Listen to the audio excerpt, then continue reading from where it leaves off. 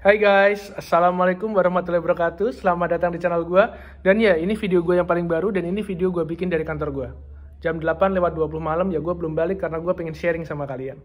Backgroundnya gue pengen yang berbeda sehingga kalian gak bosan kalau lihat video gue.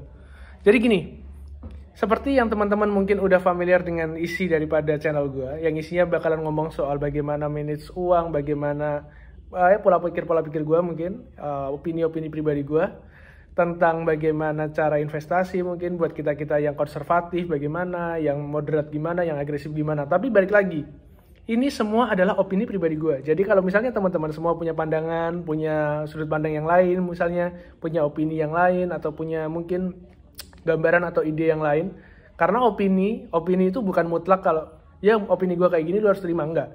Gue pengen banget sharing sama kalian. Jadi kalau kalian misalnya punya pandangan ataupun punya gambaran ataupun punya persepsi yang berbeda, kalian bisa tulis di kolom komentar dan jangan ragu buat kalian utarain pendapat kalian di situ.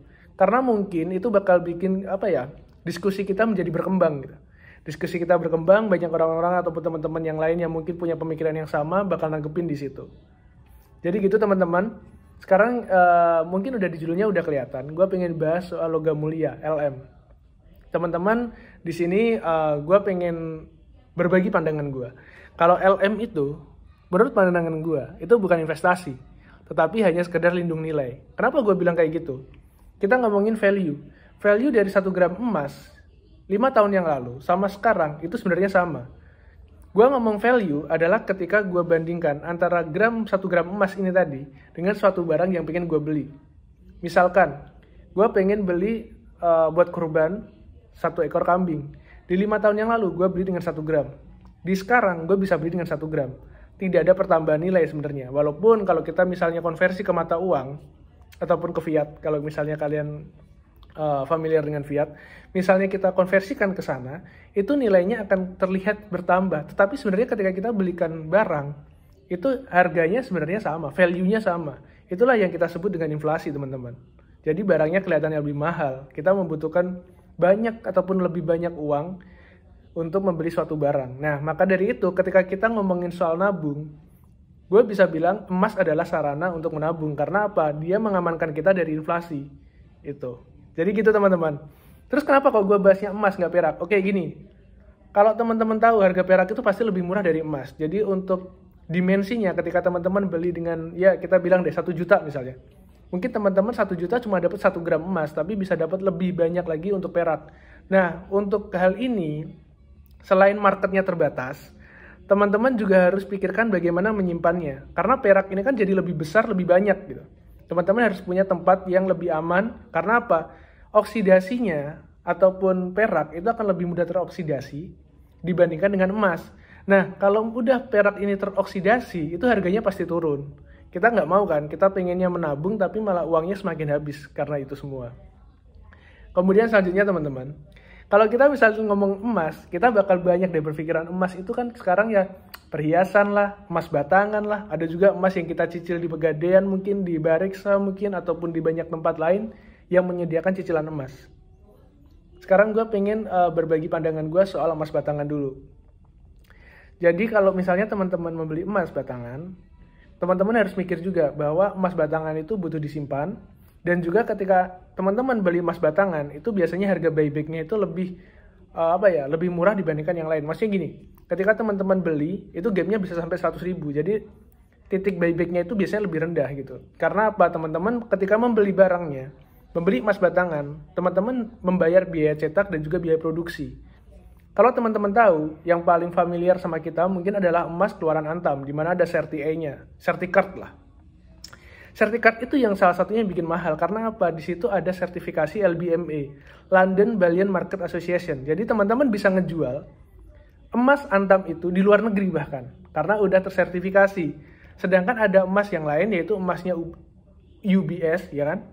Untung Bersama Sejahtera, koreksi kalau misalnya gue salah. Nah itu emasnya biasanya harga belinya, kalau kita beli harga tiap gramnya, itu akan lebih murah dibandingkan kita membeli emas dari Antam. Karena apa? Biaya percetakannya lebih murah. Selain lebih murah, karena sertifikatnya berbeda, juga ada satu hal. Kalau teman-teman lihat, sebenarnya antara emas Antam dengan emas UBS, kalau kalian mau bandingkan, emas Antam dimensinya lebih kecil, tetapi lebih tebal. Sedangkan kalau UBS itu lebih lebar tetapi lebih tipis. Jadi, teman-teman, biaya produksinya untuk yang lebih kecil tetapi tebal ini lebih mahal dibandingkan yang lebar tetapi tipis. Oke, udah dapat ya di sini ya. Nah, sedangkan harga buyback sendiri, kalau misalnya teman-teman misalnya beli sekarang pagi, siangnya mau langsung dijual ke Antam lagi, nah maka Antam akan membeli dengan harga buyback. Jadi teman-teman harus siap siap rugi 100.000 kalau misalnya teman-teman menggunakan buyback ini, sistem buyback ini. Tetapi ada cara mengakalinya biar teman-teman masih bisa mendapatkan untung bahkan tipis-tipis ketika harga sedang koreksi. Ketika teman-teman beli dan ketika harga naik sedikit saja, teman-teman bisa menggunakan sistem jual ke teman aja. Teman ataupun ke kenalan segala macam, karena sertifikatnya ini kan bisa dicek kan. Sertifikatnya bisa dicek secara online, jadi teman-teman misalnya ngejual ke orang tidak perlu menjelaskan oh ini asli segala macam, bisa kok di scan langsung kayak gitu. Karena apa? Menjual kayak gini itu agak susah kalau misalnya barangnya itu tidak terpercaya, orangnya juga tidak terpercaya. Tapi kalau emas ketika sertifikatnya udah bisa di scan dan segala macamnya, dan itu susah untuk dipalsukan, itu akan lebih mudah. Dan di sini gue nggak nyaranin buat kalian teman-teman itu buat jual secara online.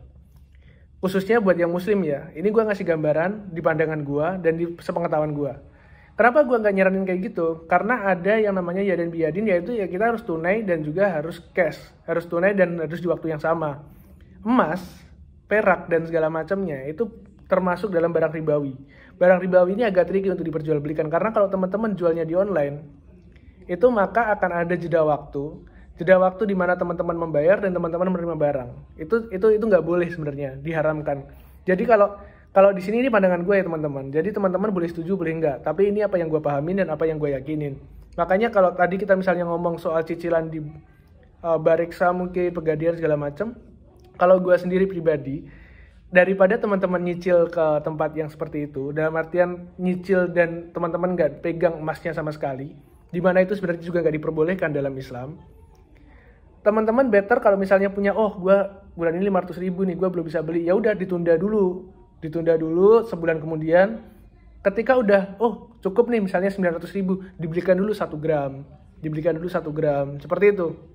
Jadi nggak usah terburu-buru, nggak usah takut-takut. Harga emas itu relatif lebih stabil dibandingkan teman-teman beli saham, beli reksa, ataupun beli kripto sekalipun. Jadi harganya nggak mungkin misalnya sekarang 900 tiba-tiba bulan depan jadi 1.500.000, nggak mungkin, nggak akan ada gitu, nggak akan pernah. Jadi teman-teman itu lebih stabil dan lebih, makanya orang bilang safe haven gitu. Kemudian selanjutnya teman-teman, kalau misalnya teman-teman mau nyimpan emas dalam bentuk perhiasan, nah sama sebenarnya. Perhiasan ini kan kita tahu, perhiasan itu nggak ada yang 24 karatnya itu emas gitu. Karena bagaimanapun juga ketika itu 24 karatnya emas akan susah untuk dibentuk, makanya butuh dicampur.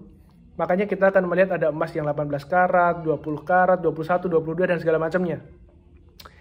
Campurannya itu sama dengan perak, itu bisa teroksidasi juga. Jadi teman-teman akan banyak mendapati kalau teman-teman misalnya menggunakan emas, perhiasan emas, kemudian tidak dapat menjaga dengan baik, mungkin lama-lama akan kusam. Ketika kusam, harganya turun. Nah, selain itu, harga produksi di awal ketika teman-teman beli, itu jauh lebih mahal dibandingkan emas batangan. Makanya ketika teman-teman beli, harganya tinggi, namun ketika dijual lagi pasti ada koreksi. Walaupun tidak menutup kemungkinan teman-teman tetap dapat untung ketika harganya naik. Jadi banyak yang harus kita perhatikan. Kalau misalnya mau investasi yang paling mau nabung emas, ya gua saranin tetap emas batangan, gitu aja sih. Karena ya bagaimanapun juga emas batangan, teman-teman nggak perlu berpikir untuk menyimpan ribet-ribet karena ya udah disegel segala macam, dan ya itu menurut gue sih nabung yang oke gitu dibandingkan teman-teman harus nyimpan uang di bank. Walaupun mungkin kalau teman-teman nyimpan uang di bank misalnya let's say misalnya sampai 500 juta terus teman-teman jadi nasabah prioritas terus kemudian mendapatkan berbagai benefit, apakah kita butuh benefit itu? Apakah kita misalnya mau atau butuh gitu misalnya kita mau ke bank terus ya langsung habis itu dapat prioritas gitu kan, kita jarang juga kan kayak gitu. Jadi gitu teman-teman. Jadi kalau misalnya teman-teman mau ya beli emas untuk sekedar nabung, gue sih saranin banget.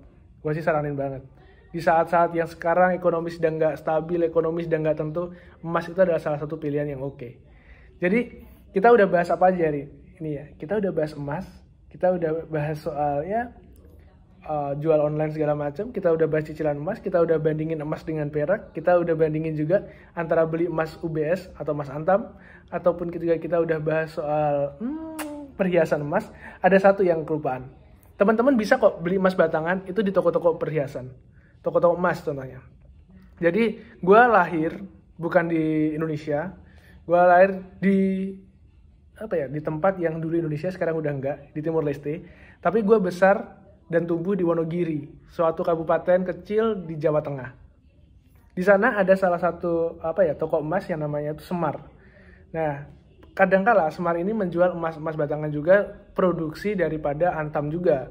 Produksi Antam di mana dia itu produksi yang lama. Jadi yang sertifikatnya itu nggak jadi satu, nggak yang segel gitu loh, teman-teman tahu nggak sih? Jadi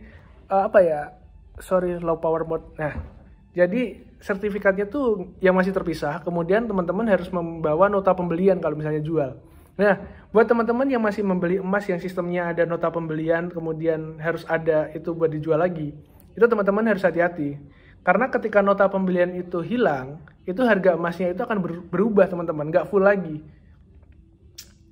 Gue kurang tahu ya kenapa ya, tapi itu sama kayak perhiasan emas, itu harus ada nota pembeliannya juga. Ketika teman-teman jual lagi ke tempat teman-teman beli, teman-teman harus ada notanya itu, atau harganya nggak sesuai lagi, atau harganya akan dipotong berapa persen gitu. Jadi teman-teman, trikinya kalau misalnya teman-teman mau nabung emas, lebih baik kalau teman-teman mau nabung emas yang ya mungkin kalau UBS atau mungkin mau yang Antam itu mungkin lebih gampang ya. Tapi kalau misalnya teman-teman beli Antam itu mesti jualnya akan lebih mudah dibandingkan teman-teman beli UBS gitu. Karena bagaimanapun juga orang-orang itu familiarnya dengan Antam gitu. Ya kan, Antam dibandingkan dengan cetakan dari perusahaan swasta, mungkin orangnya bakal mikir lebih inilah. Walaupun kandungannya sebenarnya sama 99,99% gitu. Mungkin bahasan soal emas segini dulu. Teman-teman yang mau nabung emas, mungkin itu udah jadi gambaran ya. Kalau misalnya nyimpen emas yang murni dalam artian 99,99 itu jauh lebih jauh lebih nyantai lah, jauh lebih aman gitu. Dibandingkan teman-teman harus nyimpan dalam bentuk perhiasan. Karena ya perhiasan mungkin buat teman-teman perempuan ataupun teman-teman yang cewek lah yang suka menggunakan perhiasan, itu bisa digunakan sebagai penambah kepercayaan diri mungkin. Selain buat nabung juga bisa nambah kepercayaan diri. Tapi ya itu tadi, ketika barang sering kita pakai kemudian aus lah, mungkin teroksidasi, mungkin ada accident misalnya, ada yang ketarik atau apa, akhirnya cacat barangnya itu akan mengurangi nilainya. Jadi kalau misalnya teman-teman purely pengen nabung, better nabung di emas batangan. Mungkin segitu teman-teman, terima kasih kalian udah nonton video ini sampai kelar. Terima kasih juga kalian udah mau subscribe, mungkin yang mau subscribe. Dan terima kasih untuk beberapa orang yang saat ini udah subscribe video gue dan udah nge-like video gue. Semoga gue tetap bisa ngasih video-video yang bermanfaat buat kalian, karena gue balik lagi, gue pengen ngasih video yang bermanfaat, bukan cuma video yang bikin gue kaya atau bikin video gue famous atau trending atau viral doang. Karena dunia itu kadang butuh dikejar, tapi kadang juga kita butuh jadi orang yang bermanfaat juga. Terima kasih teman-teman. Wassalamualaikum warahmatullahi wabarakatuh. Sampai jumpa di video selanjutnya.